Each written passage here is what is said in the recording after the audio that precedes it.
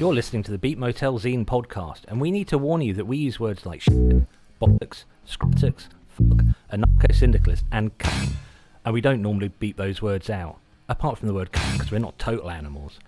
Now, we know as well as you that your children can hear these words on any street in Britain, possibly any street anywhere in the world, but we also appreciate that you may not want to invite these words into your home if you have children or sensitive pets nearby whilst listening to this podcast.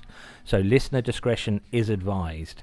That being said, if your children aren't allergic to hearing words like fuck, shit, buttocks or hind penis, they might learn something from listening to this podcast, although probably not, because the quality of our educational content is quite poor. So there you go, fuckers, buckle in and let's get started. Hey, it's just me, Andrew, this time, flying solo. I'm laying on my settee in Ipswich, and there's a cat behind me who probably won't make any noise. Nope, sniffed the phone, that's about all she's interested in. Right, so we're at nearly 40 episodes of the Beat Motel Zine podcast now, so I thought it was probably about time we actually did a zine review. And I've got two zines we're going to review, both sent to me very kindly by Mr. Marv Gadgie. So the first zine I'm going to talk about is Gadgie number 50. I cannot believe 50. That's a remarkable number for any zine to get to. My own zine got to 10 issues, and that took me long enough. But Gadgie, if you've not heard about it before, it's written by a guy whose two obsessions, I think it would be fair to say, would be brutal thrash on the punk vein more than the metal side of things, I believe, and writing very funny kind of reminiscences about his upbringing in Gisborough, or Guisborough, I'm not sure. I should know how to pronounce it. So Gadgie 50 is a proper zine, by which I mean the quality of the printing is okay. It's reasonable. The font is, oh my goodness, the font is Comic Sans, which I'm not really a fan of, but only for very snobby reasons. But to give you a flavour of the sort of era that Marv, the author, comes from, the cover of Gadgie number 50 has a picture of 4 characters from Return of the Jedi on a beach. There's Darth Vader, there's an Ewok, can't remember any of the Ewok's names. There's Princess Leia in that bikini thing, looking like she's trying to scratch an itch on her back or something. And a lad, one of those green lads that live in Jabba the Hutt's palace, look a bit sort of like a hog or something. I'm not going to read like loads of bits for these zine reviews because that've just become tedious, but I want to just read the beginning of the intro for Now Then Gadgie. Now, I'm not assuming that anyone listening to this is actually familiar with zines, and this type of British zine fits kind of into its own genre, even in the world of zines. It's all kind of pretty much all the output of one person, although there are guest contributors in this episode, which I'll talk about in a minute. So here's the intro from Mr. Marv himself. Now then, Gadgie. Get your bucket and spades out, slip on your flip-flops, and have a fucking ice cream, because it's a summer holiday and school's out forever. Yeah, welcome to Gadgie Summer Special of 2023, and let's face it, I've got plenty of time on my hands, so there's only so many times you can wander into town to look around the Chazza shops for cheap DVDs and records, isn't there? Yep, I have a pile of Wazzle releases I want to tell you about, plus a summer of adventures lined up for the summer. A number of adventures lined up for the summer. So I figured I'd knock out a quick mini-issue and call it the Summer Special, inspired by all those wonderful holiday editions like the Beano, Shiver and Shake. I really should have read this and rehearsed it, shouldn't I? Inspired... I've got to start again. Yeah, I have a pile of Wazzle releases I wanted to tell you about, plus a number of adventures lined up for the summer.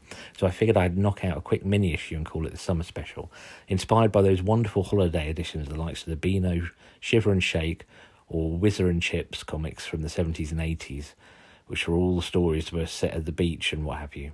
I envisaged a mini edition of Gadgie and then, got a bit excited, and now we have a full issue on our hands. A bloody century. Gadgie 50, I've never heard an out like it. Sorry, I put the N, it should be never heard out like it. So yeah, Marvy does this as a teacher, so I guess summer holidays are an exciting time for him. But I just want to read that because it should give you the flavour of if you're in the UK, you can probably date exactly how old Marv is.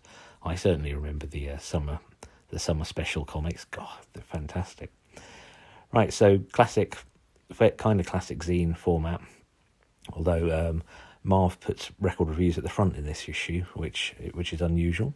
I always think of kind of the classic music zine format as being very similar to MRR, Maximum Rock and Roll, like the number one big, most famous zine.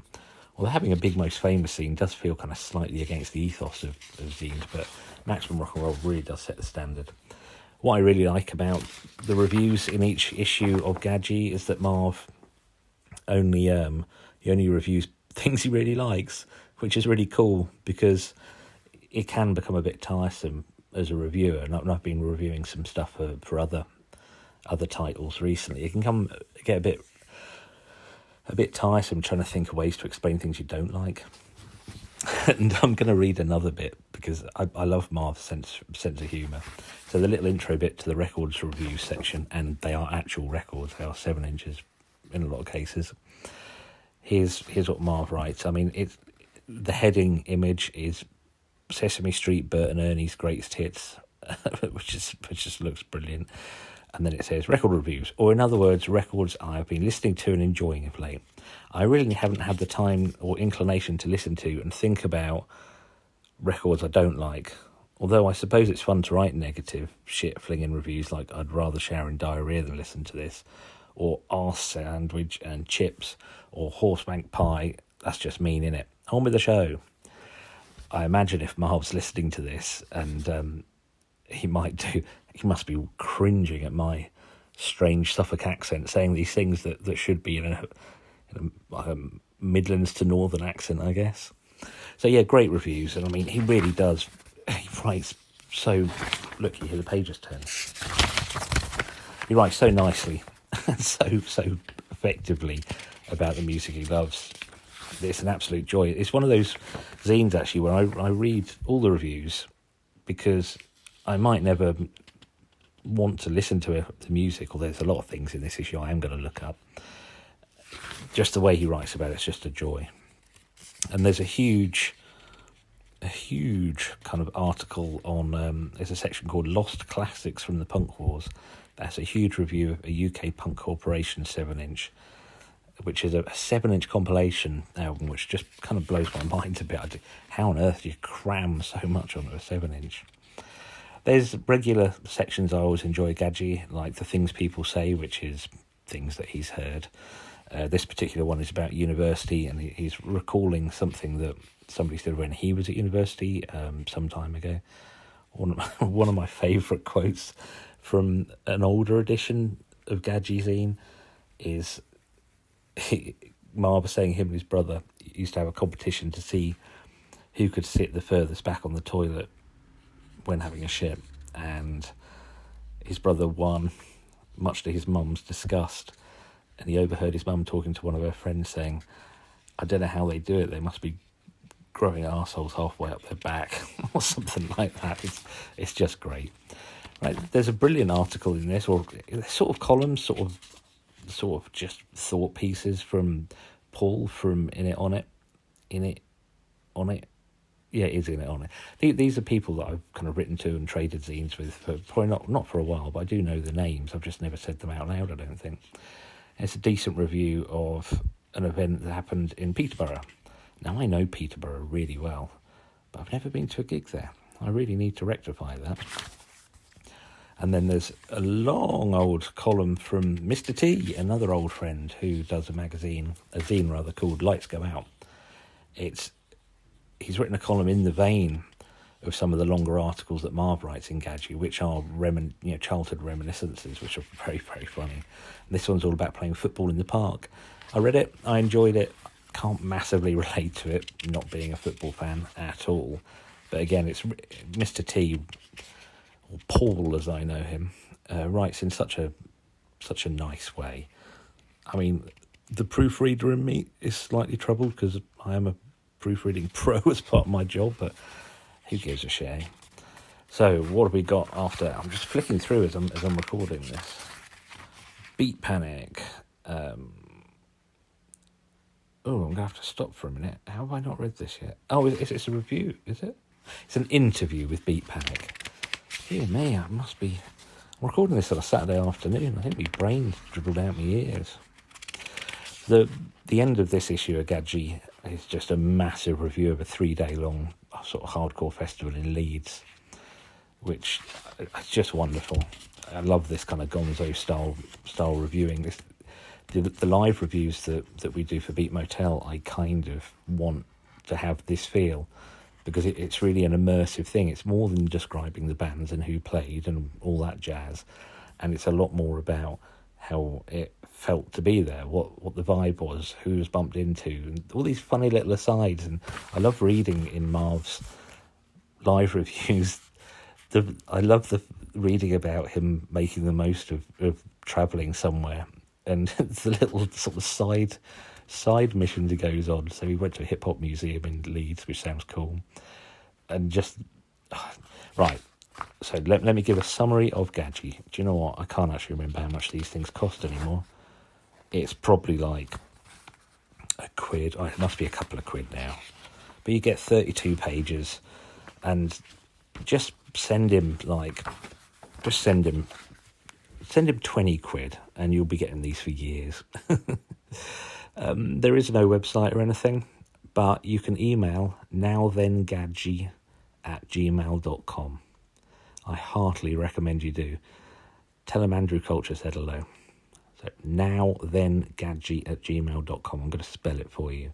NOWTHENGADGIE@gmail.com. Hopefully you know how to spell gmail.com. There you go, Gadgie. Love it. I'm not going to give it a star rating because it would be something stupid like 429 stars. I will just say Marv is booked in for an interview on this here very zine. On this, yeah, I'm probably just going to press stop now and have a rest for a bit because me gob stopped working. I have an interview with Marv coming up soon for the Beat Motel zine. You got anything to add, Kat? No, I haven't. So the other zine I'm reviewing on this Beat Motel episode is A Network of Friends, Volume 5, or Number 5. I didn't describe the size of Gadgie. It's the same size as Network of Friends, which is A5. And this one looks a bit more photocopied. I know it won't be photocopied because they do loads of these, and photocopying a zine is actually a huge pain in the arse if you're doing more than a few issues. I'm going to have to take a guess at page count. I'm going to say 64 because there's, hang on, 1, 2, 3, 4. Right, A Network of Friends is a whole bunch of zines together. That's why I can't figure out the page count, and I can't be asked to count them. But the very back page says 16, and I know there's a lot more than 16 pages in here. So the contributors for this are a bunch of other zines. So there's A Blast from the Past, which, despite having seen A Network of Friends before, I don't think I've read. There's Bootlegs of Filth, Crisis Point, Gadgie, hooray! In it, on it, hooray! Negative Insight, again, not sure I know that name. And Verminose Protruder. What? Verminose Protruder. I'm saying it fast in case it means something else. It's VERMYMONOZEPUTRID. I should probably put my glasses on when I do these reviews. So it's a load of zines all packaged together. And I've seen them before, but not for years and years and years. These things are about when I used to do Beat Motel as a paper zine, and I kind of quit that possibly 14 years ago. Might not have been that long ago, but... So Network of Friends. Now, first up, the first zine in it is A Blast from the Past, which I don't think I've heard of before, and it's quite odd for a zine because the inside cover of the whole package of the whole zine is, in fact... is the cover of A Blast from the Past. The print on this is proper copy paste. Now, I don't mean copy and paste in the modern sense. I mean copy paste like pieces of paper typed out and then cut up and then glued down and photocopied, or I guess scanned. This is not desktop publishing. This is proper zine stuff. I was always too coward to do that. I just use Adobe InDesign because I'm that kind of twat who knows how to do things like that. But the surprised me about the first page of A Blast from the Past is I saw the little subheading, 4-minute warning. I thought, well, sounds like a classic punk band. Then the next subheading is the 1983 Nuclear False Alarm. I thought, possibly a name for a thrash band, but maybe not. And then there's a logo that says Nuclear Free Zone, which looks a lot like a lot of logos I saw growing up in the 80s, like nuclear power, no thanks, and all those kind of things. But what is actually on the first couple of pages of the Blast from the Past scene is a couple of articles and excerpts from a book called, what's it called? It's, oh man, I've struggled to read this, if I'm honest. It's really small text, which is part of the course with zines, but it's really interesting. It's an interesting kind of few bits about the threat of nuclear war, which I remember very clearly, and it's worth a read just for that. Sort of slightly political, but it's quite neutral in the way it reports it. Then there's some what looked like very old zine reviews in Leeds, which, God, I just found fascinating. It's like a historical document, and all the flyers and bits that are pasted around the articles are absolutely brilliant. Give you an idea of the gigs. There's the double spread I'm looking at the moment. On the left-hand side, oh, look, toy dolls. And, sorry, I always like noticing banners that stick out like a sore thumb, and toy dolls always do to me. I mean that in a good way. They're just not like any other band. Right, so the left-hand page is Disorder, Cobra with a K, Lunatic Fringe and Amoebics on 10th of August 1983. Right-hand page is, God, now, how about this for a gig? Flux of Pink Indians, Andy T, 12 minutes of dates, Anaid's Anxiety, Anti-Sect and Chumbawamba Wamba. Oh, look, I'm making my life difficult here. I'm trying to read it on the fly. That was why I was kind of pausing there. But yeah, Chumbawamba, Instigators, Anti-Sect and Flux of Pink Indians. That's a hell of a lineup. There's a little bit on there where whoever it is that's writing this is sort of saying a few words in defence of Chumbawamba, saying they're not the po-faced serious punks that history has kind of recorded them as.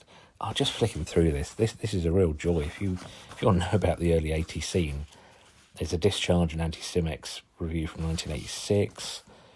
Discharge live at Adam and Eve's in Leeds. Sacrilege, Concrete Socks, Annihilated. Oh, Annihilated, that's an Ipswich band. I'm going to stop recording for a minute and actually read some more of this. I don't want to kind of spoil the magic here, but when you hear Beat Motel episodes like this, I'm recording them using an app, so I can record little chunks. The same way I do the live reviews. So I'm going to press stop for a little bit and do some reading, because I'm getting distracted by wanting to read rather than wanting to tell you about it. Just a small sort of correction or point of clarity. In Blast from the Past, it's not a copy of, it's not a verbatim copy of reviews from old gigs. The author quite excellently explains kind of the I don't know, sometimes the socially political goings on around gigs at the time. For example, the mention of Annihilated, the Ipswich band I just mentioned, it says that, they were one of the few bands who stuck to their punk roots and lasted a little longer than the rest.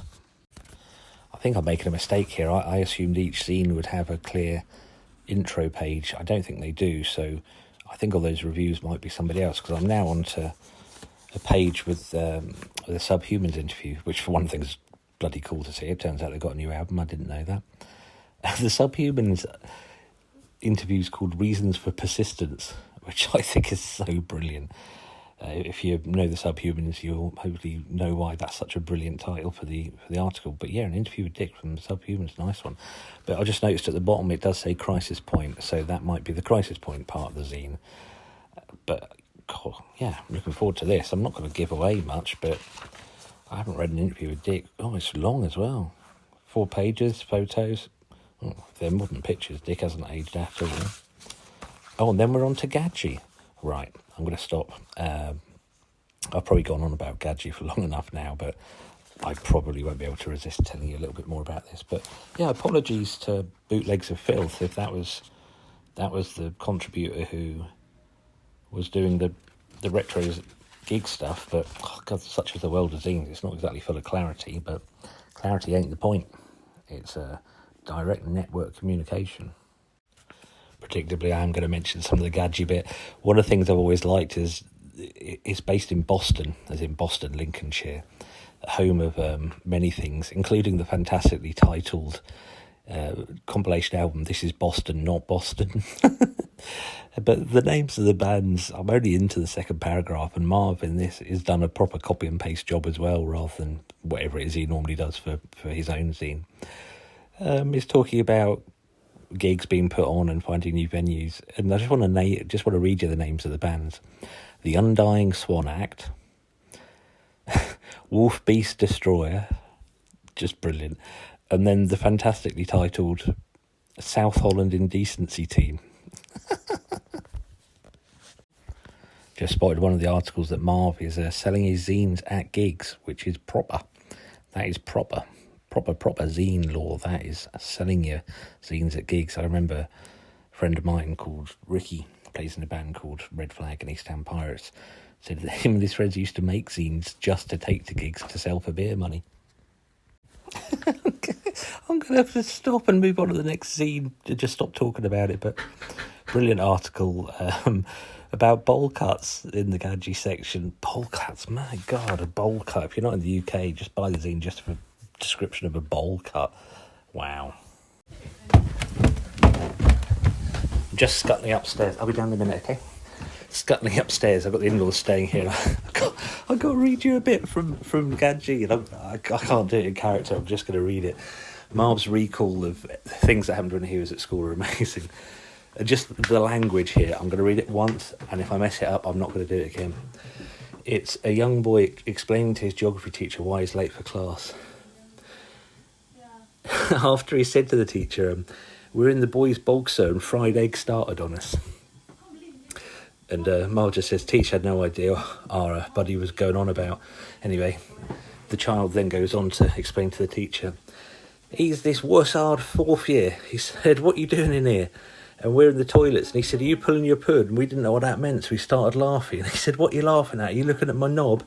Is your brother called Pube?" "He is, isn't he? You're Pube's brother, aren't you?" We legged it, and he said he was going to give us a crack in the head like so. We didn't want to get braid on, so we pegged it one. That's why we're late like. Cool, this is a proper zine. My fingers are all grubby like you used to get when you read a newspaper. Oops, pardon me. Oh, turns out there is a Gadgie Facebook page, so I'll put that in the show notes. This is a top episode of Gab's episodes. I do think of Gadgie zine as episodes.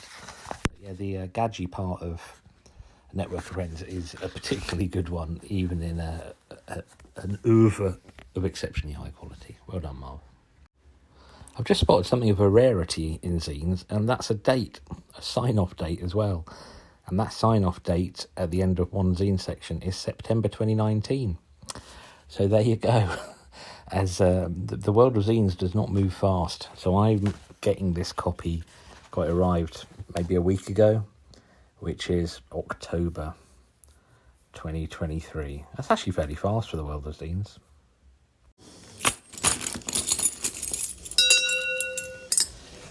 Right, if you listen carefully... Oh, let's switch the light off. Yeah, that's the sound of my in-laws and my wife and child. Watching Strictly, that's me opening my front door. It's not a review episode. Don't get excited. I'm just stepping out the front door, walking about 10 or 15 metres. I've got the keys to my neighbour's house. And I'm going to go to my neighbour's house and continue reading this scene, because I'm fucked if I'm watching Strictly Come Dancing. Hope that happened again. The other reason I'm at my neighbour's house is they're away, and we love their cat, and their cat gets very lonely. So when our neighbours are away, we come and sit in their house, and there's the keys, I mustn't forget them. Put it in my pocket. we come and sit in their house and just keep the company. There's a weeble on the floor. It's a penguin weeble. I've never seen a penguin weeble. Right, I'm going to crack on with reading this zine because I'm very much enjoying it. Just walked in, my mother-in-law had picked up the issue of Gadgie and was reading it and started telling me about the Boston Stump, which I guess if you live in Boston, Lancashire, will probably mean something to you. She doesn't, she lives in Peterborough. So maybe I ought to get her to read the In It On It section of this scene, which I think is coming up soon. Oh, there's a cat on me. Oh, she's not purring yet. Come on. Pickle, what's the matter? No, you can sit on me. I've covered myself in a blanket because she's a dribbler. She's such a heavy breathing cat. She's fine, just in case anyone's worried. Come on, settle down.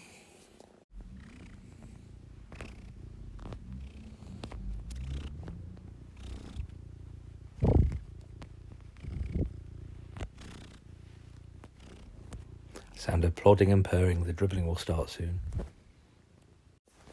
Next up in this issue of A Network of Friends is Negative Insight. And I looked and went, oh, they've got P.O. Box in Chelmsford. They're local. Chelmsford being Essex, me being in Suffolk. But no, it's Chelmsford in that they're Massachusetts. In them, they're USA's. Looks like there's an article on napalm death. I'm going to say looks like because the winters are drawing in here and I cannot fucking read this. I need a spotlight or something. It looks interesting and I'm looking forward to reading this. Oh, man. Yeah, this isn't going to make for a great review. I quite like the fact that it's issue XXX, though. There's a lot about reading proper zines, especially punk zines, that makes me so excited and feel such a connection to a scene that, to be honest, I haven't really played much music in. I haven't been in a hardcore band or anything remotely heavy for years. And reading these zines kind of makes me miss it a lot. There's something about a zine that you can pick up a zine anytime you like and it feels like a friend has invited you to catch up with them. The best zines are so anti-clique and so welcoming. Anyway, the cat's buggered off somewhere. Where's she gone? I'm going to read you the intro to the Negative Insight part written by, I don't know their name yet, somebody in Chelmsford, Massachusetts. And you have to bear with me because I haven't got my glasses on and it's dim here and the print is difficult to read for me, but I'm a biddy. Right, here we go. To begin, I'd like to thank Steve for allowing us the opportunity to participate in this project. Ripping Thrash is the... Oh, it's Steve from Ripping Thrash. Oh, that's a hell of a zine. Ripping Thrash is a zine I have the ultimate respect for, and it embodies the best aspects of DIY punk culture. At the time I got into DIY punk, zines was still the predominant medium for learning about new bands, and the UK had a thriving and dedicated group of folks churning out high-quality A5, half-sized if you're in the US, zines. Hell and Damnation, 666M, Attitude Problem, Gibbering Madness, Why? Oh, Why? Hello, John from Why. I doubt you're listening to this. Why was great. If it's the same one named after the Discord album. Anyway. And of course, Ripping Thrash itself. Like so many other teenagers, zines were the gateway to an entire underground world that existed outside of my boring suburban town. That is why zines are cool. They are a gateway. I used to do a zine distro, which basically means you trade your own zine with a lot of other people and you end up with a fucking great big box full of zines that you don't know what to do with. So you take them to zine symposium or gigs and do more trading. It's always best if money doesn't change hand. And there were so many... The zines I really loved are the ones where people talked enthusiastically but realistically about the scenes in their town. The ultimate version being MMR, Maximum Rock and Roll's like scene reports. But I can remember reading a zine where this guy or girl, I can't remember which, this person in America, in Idaho or somewhere, was just talking about being bored one night and going out and walking around the town. But the way they explained walking around the town was so wonderful. And they apologised at the end of it and said, oh, sorry, this is just boring. But Zines give you such an unfiltered insight into another world, another headspace, and it's the very fact it is unedited and it needs no approval from anyone that makes it so brilliant, but sometimes makes it not so brilliant. But, you take the rough with the smooth, because when you find a gem, it beams through like finding a diamond in dog shit. I'm not going to read the whole thing, but I'm not going to read the whole thing to you. I have read the whole thing. But the intro to Negative Insight is worth the cover price, whatever that might be, of A Network of Friends all by itself. It's the best emotive description of why zines matter so much. And, slightly emotional, if I'm honest, reading it, because, God, I wish I knew their name. Zine writers are either gobshites like me who say their name and tell you, or they're just this nameless existence. There's loads of thanks in here. Thanking loads of people, not actually telling us who has written it. No idea. Whoever you are, whoever does Negative Insight, I am loving your zine so far. It's very much laid out like the kind of zines I used to pick up in record shops.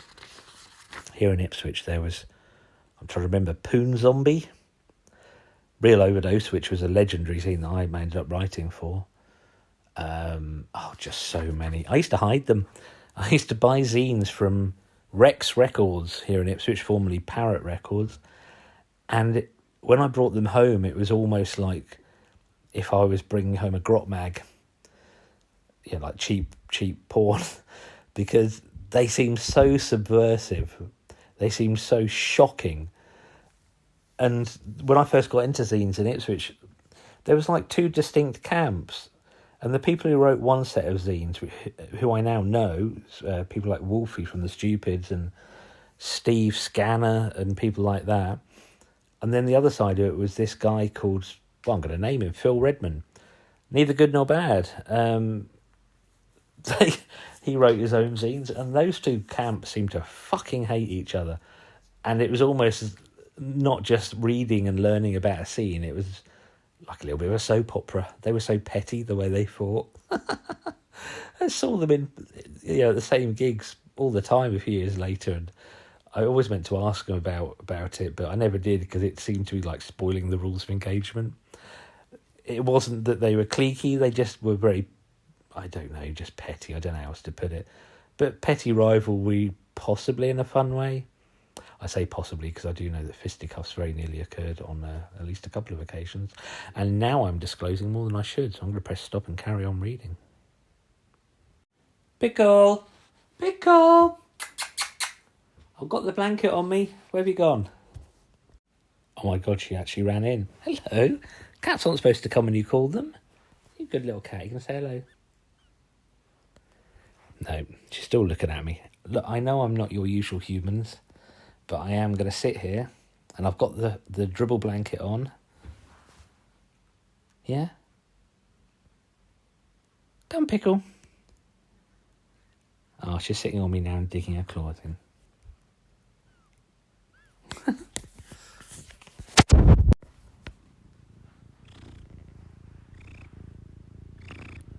The dribbling has begun. Right, as I said earlier, I don't know where one zine ends and the next one begins in the Network of Friends, but I've just gone through several pages of some bloody brilliant artwork. The sort of fading and shading, I guess. I don't know how people can draw like that. It's brilliant. No idea who it's by, but there's a page that says "Rest in Peace, Stig" at the end, which I'm assuming isn't the character from Top Gear.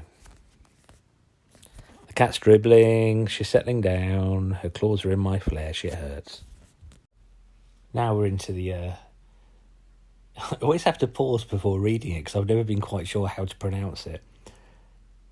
In It, On It, part of the zine, by Paul. And Paul and I, we traded zines, and I've always liked the way he writes. He's somebody who can write very, very well. In fact, the way he writes is beautiful. It's eloquent. It's brief. It's to the point. It doesn't float around. You can tell someone's a good writer when they don't use long words, essentially.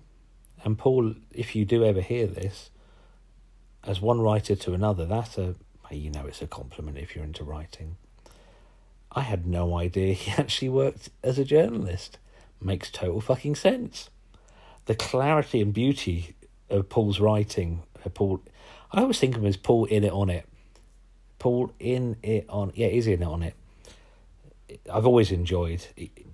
Whereas some zines, I said earlier about you don't have to be a perfect writer. I'm far more interested in if you can get the gist across, if you can get a feeling, if you can get an experience jotted down in any way that means sense to another human being, you're winning. I couldn't give a shit if your grammar is correct. But Paul's grammar, tone, everything about the way he writes, it's like fresh running clear water if you've been living in a pigsty covered in shit. Paul, if you do listen, I salute you. No, I don't, because no gods, no masters, and fuck all that shit.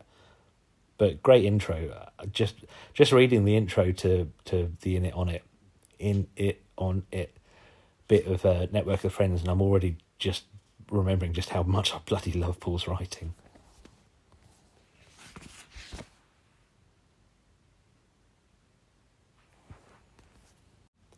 When we make the Beat Motel podcast, we try not to use caveats or apologies, but this isn't quite an apology, but the first article, the In It On It thing, I've just read, has resonated in me with quite a deep way. It's an article about cancer.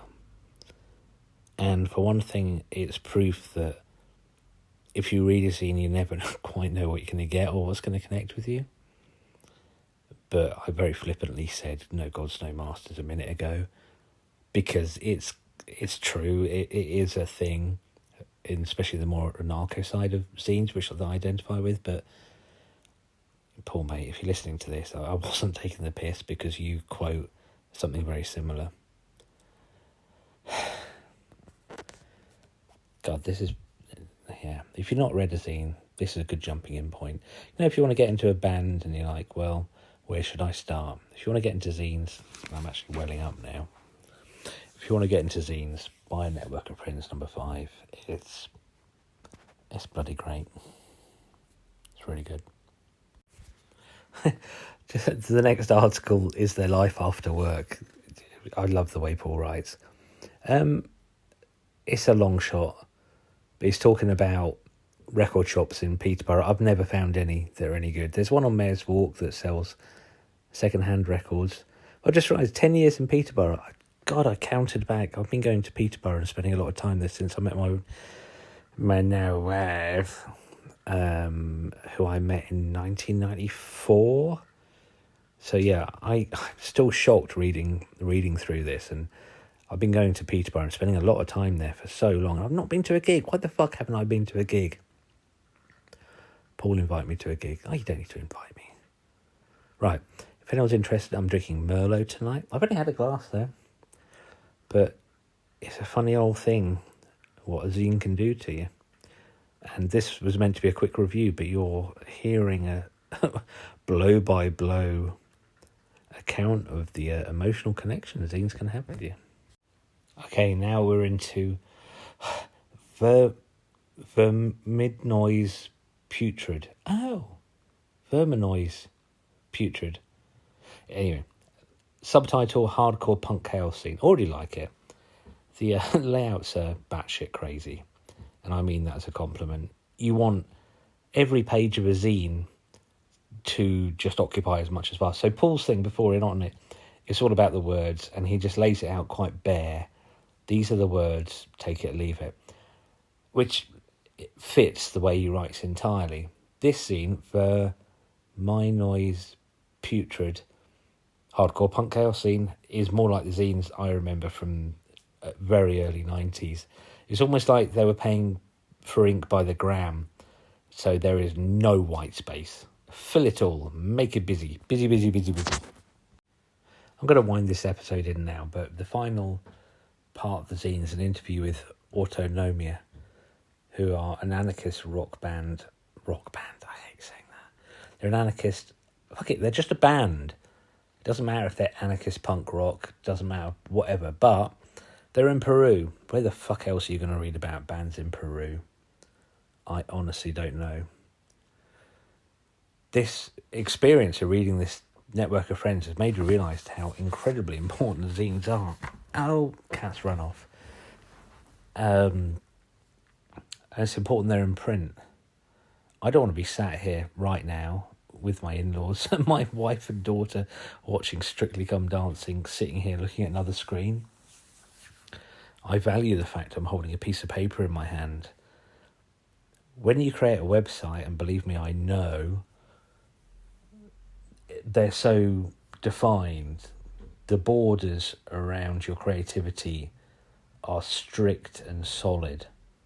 With zines, do what the fuck you want. And I will admit, with Beat Motel zine, when it was a paper zine, I didn't do that. I did this desktop publishing. I did the computer thing. But this network of friends, I can look at this zine and I can look at a painting or an illustration someone's done and probably, God, I'm really into wanker territory here, but probably more time and hours have gone into this zine than a painting.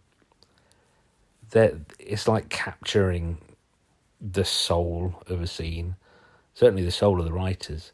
Well, if I'm onto stuff like that, it's probably about time for me to wind this episode in. So thanks for listening.